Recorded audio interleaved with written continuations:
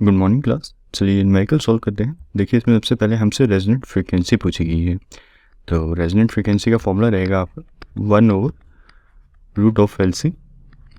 तो यहाँ से आपको आपकी फ्रीक्वेंसी मिल जाएगी रेजोनेटिंग कंडीशन पे। एल की वैल्यू हमें गिवन है 50 मिली और सी की भी गिवन है 25 माइक्रोफेरेट्स। चलिए फेरेट लिखने का मतलब नहीं है यहाँ पे, तो यहाँ से हमें हमारा आंसर मिल जाएगा 894.272 रेडियंस पर सेकंड। तो यही आंसर आपको अगर फ्रीक्वेंसी का हर्ट्स में चाहिए होता तो उसके लिए आप फॉर्मूला यूज़ कर सकते थे, ओमेगा इक्वल टू 2πf, और यहाँ से आपको आपके एफ का आंसर मिल जाना था फ्रीक्वेंसी का 142.4 हर्ट्स। तो ये आ गया आपका सेम फ्रीक्वेंसी का आंसर हर्ट्स में। तो ये इंपॉर्टेंट यूनिट कन्वर्जन है, ये बहुत जगह काम आएगा। ओमेगा इक्वल टू 2πf, तो यहाँ पे आपका ओमेगा रहता है रेडियन पर सेकंड इसकी यूनिट्स, और ये तो आप काफ़ी देर से जानते ही हैं एफ हर्ट्स। तो ये रिलेशन काफ़ी इंपॉर्टेंट है। और ओमेगा इक्वल टू 1/√LC हमने देखा था, एक्सएल इक्वल टू एक्सी करने पे हमें ये रिलेशन मिला था जो हमारी कंडीशन सेटिस्फाई कर रहा था ये हमारा नेट रिएक्टेंस 0 हो एक नेटवर्क का। तो ये फॉर्मूला कभी नहीं भी याद है तो आप सिंपली यहाँ से डिराइव कर सकते हैं। एक्स इक्वल टू 0 रखिए और वहाँ से आपको कभी नेटवर्क कॉम्प्लेक्स भी हो, नॉर्मल सीरीज़ RLC की जगह थोड़ा पैरेलल कॉम्बिनेशन हो, तो भी आपको जो सेम चीज़ करनी होगी रेजोनेंस फ्रीक्वेंसी निकालने के लिए वो एक्स इक्वल टू 0 ही करना होगा, और वहाँ से आपको आपका फ्रीक्वेंसी का ओमेगा का आंसर मिल जाएगा। तो चलिए अब नेक्स्ट चीज़ निकालते हैं, करंट फ्लोइंग एट रेजोनेंस। तो रेजोनेंस में हमारी सीरीज़ RLC में ध्यान रखिएगा, सीरीज़ RLC में मैक्सिमम होगी सीरीज़ के केस में, अदर केसेस में ज़रूरी नहीं है मैक्सिमम। पैरेलल के केस में मिनिमम होगी। अगर RLC पैरेलल में लगे होंगे तो हमारे जो करंट का आंसर आएगा वो मिनिमम आएगा उस टाइम पे। क्यों, आप खुद आंसर देख सकेंगे जब हम ये ख़त्म करेंगे। तो देखिए IMAX का आंसर निकल जाएगा आपका V/R करके। V है 200 और R है 10, तो यहाँ से आपका IMAX का आंसर आ जाएगा 20 एम्पेयर। अगर कोई स्टूडेंट सोच रहा है कि I का आंसर मैंने V/R क्यों किया है, सर्किट तो Z है, इम्पीडेंस है, तो V/Z क्यों नहीं किया, तो उसका कोई मतलब नहीं बनना था, क्योंकि Z हमारा इस टाइम पे R² plus XL minus XC होता है, और यहाँ पे हमारा XL माइनस XC करके 0 मिलना था आंसर, तो R² का स्क्वायर रूट करके R ही होना था, तो घूम फिर के आंसर आपका यही बनना था। अगर आप XL और XC की वैल्यू भी डाल देते तो भी आपको फाइनली 200/10 ही मिलना था, 20 एम्पेयर।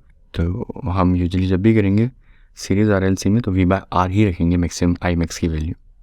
V/Z करके पूरा XL की वैल्यू निकाल के और XC की वैल्यू करके निकालने का कोई मतलब नहीं है। XL माइनस XC का आंसर 0 है, ये तो डन है एट रेजोनेंट। तो चलिए अब थर्ड चीज़ निकालते हैं, ये हमारा आ गया IMAX। थर्ड हमसे पूछा है quality factor of the series RLC circuit, तो चलिए वो भी निकालते हैं। Q का जो एक फॉर्मूला रहता है वो कईयों में से वो एक ये है XL/R। तो Q की हमने कल भी डिस्कशन की थी, इंडक्टर के केस में क्या होता है, तो आज भी डिस्कस करेंगे कि सीरीज़ RLC की सर्किट में Q क्या होता है। पहले निकाल लेते हैं इसे, ये आ जाएगा हमारा 2πf हमने निकाला था ओमेगा 894.272 इंटू L हमें गिवन है 50 मिली हेनरी। तो यहाँ से हमें हमारा Q का आंसर मिल जाएगा 4.47। ये आ गया हमारा क्वालिटी फैक्टर, और ये यूनिटलेस क्वांटिटी है तो 4.47 ही इसका आंसर है, सिंपली कोई यूनिट्स नहीं है इसके साथ। और इसमें ध्यान देने वाली बात है कि Q है क्या, क्वालिटी फैक्टर चीज़ क्या है। तो जैसे हमने इंडक्टर के बारे में डिस्कस किया था कि आपका जो कॉइल होगा, अगर आपके पास प्रैक्टिकल कॉइल, उसमें R भी होगा और L भी होगा। तो L तो होगा ही होगा क्योंकि कॉइल है, हमारी डिज़ायर्ड चीज़ L थी, बट एक्स्ट्रा चीज़ हमें उसके साथ R मिल रही थी। जितना आपका कॉइल का क्वालिटी फैक्टर हाई होगा उतना आपकी कॉइल अपनी आइडियल केस के क्लोज होगी। Higher the quality factor means your coil is more close to its ideal version. तो क्वालिटी फैक्टर एक कॉइल में ये शो करता है, ये डिस्क्राइब करता है। अब एक क्वालिटी फैक्टर एक सीरीज आरएलसी सर्किट में क्या डिस्क्राइब करता है वो भी डिस्कस कर लेते हैं। सीरीज आरएलसी सर्किट में Q आपका डिस्क्राइब करता है वोल्टेज मैग्नीफिकेशन। हमने कल देखा था कि मैंने आपको कहा था VL और VC की जो वैल्यू है वो सप्लाई वोल्टेज से ज़्यादा होगी रेजोनेंस के केस में, और VL इक्वल टू VC भी होगा रेजोनेंस के केस में, और जो ये वोल्टेज ड्रॉप बन रहा होगा VL और VC वो VS से ज़्यादा होगा। अब कितना ज़्यादा होगा, VS को अगर आप मल्टीप्लाई कर देंगे Q से तो आपको आपका VL का आंसर मिल जाएगा। कहने का मतलब आपके जो ड्रॉप बनेगा रेजोनेंस में VL और VC रेजोनेंस के केस में, तो वो ज़्यादा तो होगा सप्लाई वोल्टेज से। कितना ज़्यादा होगा वो यहाँ पे इस केस में जैसे 4.47 इंटू VS करेंगे 200, तो जो आपको आंसर मिलेगा वो आपका ड्रॉप बन रहा होगा VL और VC के अक्रॉस। आप चेक कर सकते हैं, VL आप ऐसे करके देखिए, I इंटू XL कीजिए और VC into I into XC कीजिए, तो यहाँ से आपको यही आंसर मिलेगा VS इंटू Q। तो जो कहने का मतलब था कि क्वालिटी फैक्टर Q आपका रेजोनेंस में क्या शो करता है, क्या डिस्क्राइब करता है कि आपकी वोल्टेज कितनी मैग्नीफाई हो रही है VL और कैपेसिटर के अक्रॉस। और उसके अलावा भी कुछ डिस्क्राइब करता है, वो भी डिस्कस कर लेते हैं। आपका Q एक और चीज़ डिस्क्राइब करता है कि आपका एनर्जी स्टोर, आपका इंडक्टर या आपका कैपेसिटर कितना कर रहा है और आपकी एनर्जी कंजप्शन कितनी हो रही है आपके सर्किट के अंदर। तो ये रेशियो रहती है energy store divide by energy consumption की आपके सर्किट की।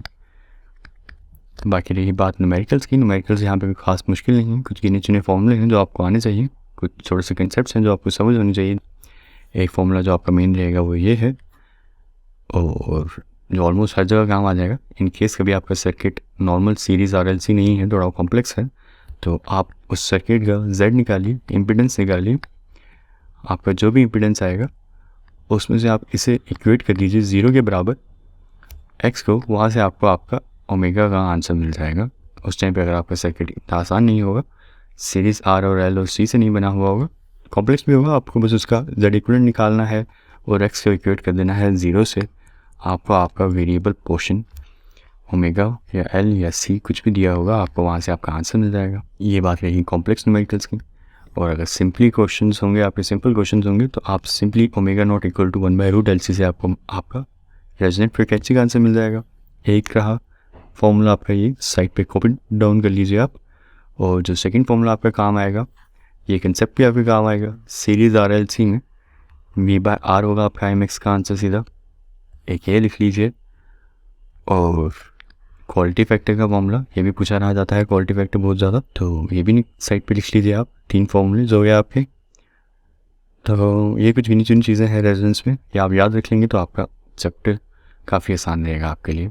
इसके अलावा कोई एक आध फॉर्मूला और बनता है, वो बैंडविड्थ का है, वो हम कल देखेंगे।